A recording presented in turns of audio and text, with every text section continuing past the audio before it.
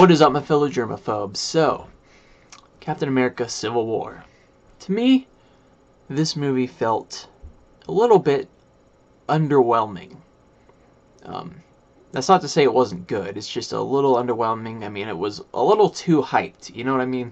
The critics, it wasn't as good as the critics made it out to be, just like Batman v Superman wasn't as bad as they made that out to be. I honestly enjoyed Batman v Superman a little more, to be honest, but that's only because it's making geek history, you know. It was the first time we see those characters, Batman, Superman, Wonder Woman, on the screen for the first time. Plus, the overall serious and dark tone, I guess I liked better. It was just something about it. You know what I mean. But Civil War is still a pretty good movie, and I still highly recommend seeing it. It's probably one of the, if not the best, in the Marvel Cinematic Universe. So we got Team Captain America and Team Iron Man battling out. The government's trying to keep tabs on the superheroes, on the Avengers. They're trying to kind of, I guess, register them so that it's kind of like, you know, there's the police, and then there's the hospital, and there's the National Guard, you know, all the stuff under the government, and Avengers would be yet another thing that's controlled by the government, where they would have to call them in for disaster situations or whatever, and that's what Tony Stark sides with, you know, because he has a lot of regrets about all the things he's done, you know, creating Ultron and all that stuff. That was all his fault. I'm just saying, like, none of this stuff that they talk about, none of those natural disasters were any of their fault. They actually prevented more damage, so I don't get what General Ross is talking about. Well, except for Tony Stark, he created everything in Age of Ultron was his fault. But besides that, most of it wasn't any of their fault. It was either S.H.I.E.L.D. becoming obsessive with stuff like the Tesseract, or it was General Ross is a hypocrite because didn't he kind of unleash Abomination on Harlem? Remember that? An Incredible Hulk's movie? Yeah, just saying. Just saying. But anyway, and then you got Team Cap, who's against all that. He's like, no, we don't want to have to wait to respond to a disaster. If we see a situation pointing south, then we should have the right to go help them. You know, and there's stuff like that, and you can really see both sides. You know, neither is the bad guy. They're both good guys who have differing opinions on how to go about it. And you're really torn between the two. I mean, you go into this movie thinking one way, you might walk out thinking another. Who knows?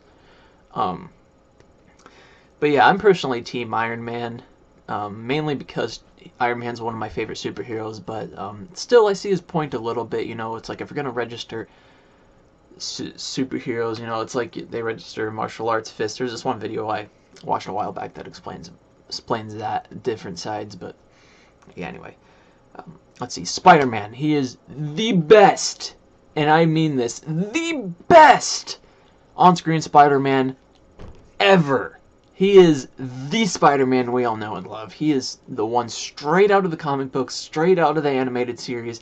He is Spider-Man. Tom Holland, so much better than Andrew Garfield and Tobey Maguire, like, combined. And that's kind of saying something, though, because no offense to those guys, I mean, they were good Spider-Mans. You know, don't get me wrong. But they just, what they did with this Spider-Man, and Marvel Studios just knows how to do their stuff. And Tom Holland really brings that Peter Parker that we all know and love to the table. And he is like, you know, he's kind of, you know who Spider-Man is. He's kind of like Deadpool, only he's not.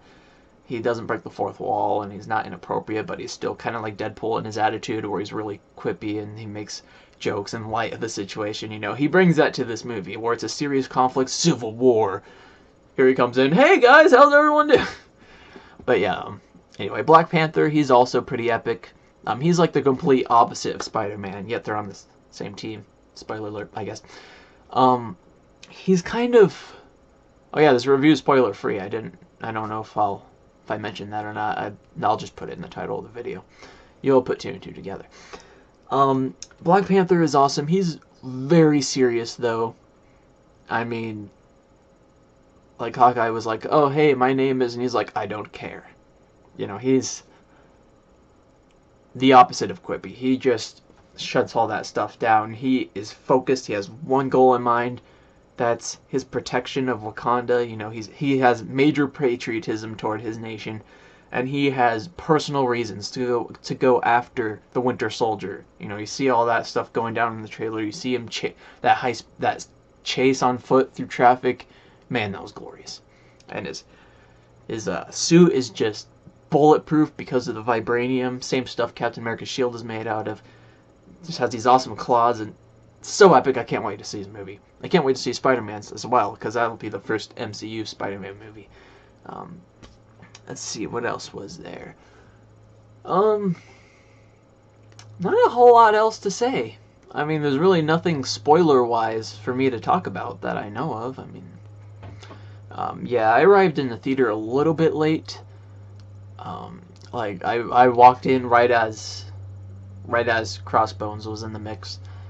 But, from what I saw, you know, I saw the rest of the movie, and it was still awesome. There is two, end scene, you know, how they do that after the credits. Sorry. There's one after the first credits, and then there's one after all the credits go by.